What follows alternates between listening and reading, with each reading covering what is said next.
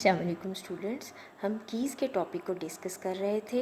इसमें से कुछ कीज़ हमने डिस्कस कर ली थी। आज हम बाकी रह जाने वाली कीज़ को डिस्कस करेंगे।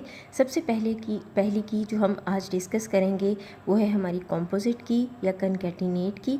कॉम्पोजिट की हमारे पास किसी भी रिलेशन में ऐसी की होती है जो एक से ज़्यादा एट्रीब्यूट्स पर मुश्तमिल होती है। इसको कॉम्पोजिट भी कहते हैं और कनकैटिनेट की भी कहते हैं। इसको हम एक एग्जाम्पल से समझते हैं। सपोज़ करें आपके पास स्टूडेंट का एक टेबल है, ठीक है। उसके अंदर आपके पास roll number, class ID, name, address, phone number, ये कुछ एट्रीब्यूट्स हैं। अगर हम देखें तो फर्स्ट ईयर के स्टूडेंट का भी रोल नंबर 1 2 3 4 5 6 से शुरू हो रहा है। सेकेंड ईयर के स्टूडेंट्स का भी 1 से शुरू हो रहा है। थर्ड ईयर का भी, फोर्थ ईयर का भी।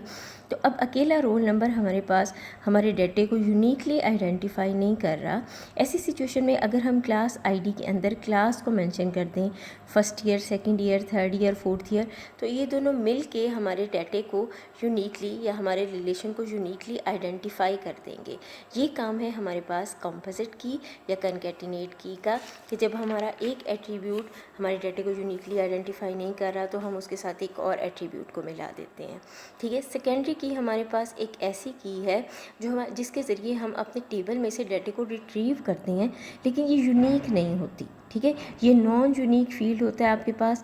उसमें उन्होंने एग्जांपल दिया है कि सपोज़ करिए कि स्टूडेंट का ही टेबल है और क्लास आईडी फील्ड के अंदर हमने ग्रुप्स को मेंशन किया हुआ है। आईसीएस ग्रुप है, प्री मेडिकल ग्रुप है, प्री इंजीनियरिंग ग्रुप है, आर्ट्स ग्रुप है। तो अब आईसीएस जो है वो बहुत सारे स्टूडेंट्स का हो सकता है और मैं आईसीएस का ग्रुप अगर मेंशन करूँगी तो मुझे आईसीएस के सारे स्टूडेंट्स शो हो जाएंगे। तो ये आईसीएस एक नॉन यूनिक की है, लेकिन उसके ज़रिए मैं टेबल में से डाटे को रिट्रीव कर सकती हूँ। तो ये मेरे पास सेकेंडरी की कहलाएगी।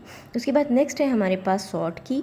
सॉर्ट की नाम से जैसे ज़ाहिर हो रहा है, एक ऐसी की है जिसके ज़रिए हम अपने डाटे को तरतीब देते हैं अपने टेबल के अंदर, अपने रिलेशन के अंदर, कि वो फील्ड जिसके ज़रिए हम अपने डाटे को तरतीब देंगे उसको सॉर्ट की या कंट्रोल की कहते हैं।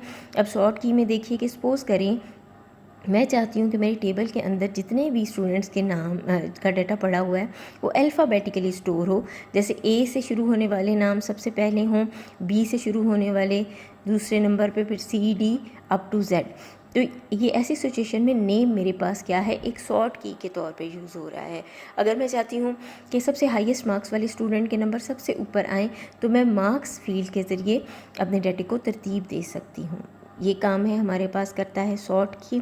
उसके बाद नेक्स्ट है हमारे पास फॉरेन की। फ़ॉरेन की समझने से पहले बेटा आप इस टेबल के ऊपर आइए।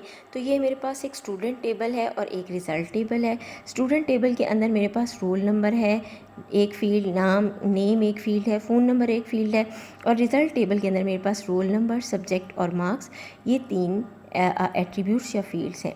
अब रोल नंबर स्टूडेंट टेबल के अंदर तो एज ए प्राइमरी की बिहेव कर रहा है, लेकिन रिज़ल्ट टेबल के अंदर ये प्राइमरी की नहीं हो सकता, ये रिज़ल्ट टेबल के अंदर एज ए फॉरेन की बिहेव करेगा, ठीक है।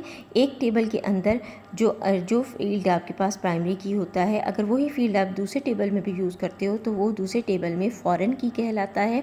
यहाँ पर ये फील्ड या एट्रीब्यूट हमारे दोनों टेबल्स के बीच में रिलेशन बनाने के लिए इस्तेमाल होता है, और फॉरेन की का बेसिकली काम भी यही है कि ये हमारे टेबल्स के बीच में रिलेशन बनाती है। रोल नंबर इस स्टूडेंट टेबल के अंदर प्राइमरी की कहलाएगा और रोल नंबर रिज़ल्ट टेबल के अंदर फॉरेन की कहलाएगा, ठीक है।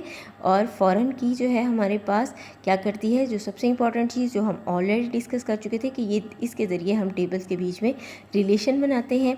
जो हमारे पास मेन टेबल है उसको हम, जहाँ पर रोल नंबर हमारे पास प्राइमरी की है, इस टेबल को हम पेरेंट टेबल कहेंगे और रिज़ल्ट टेबल को हम चाइल्ड टेबल या डिपेंडेंट टेबल कहेंगे, ठीक है बेटा। ये हमारा आज सारी कीज़ कंप्लीट हो गई हैं।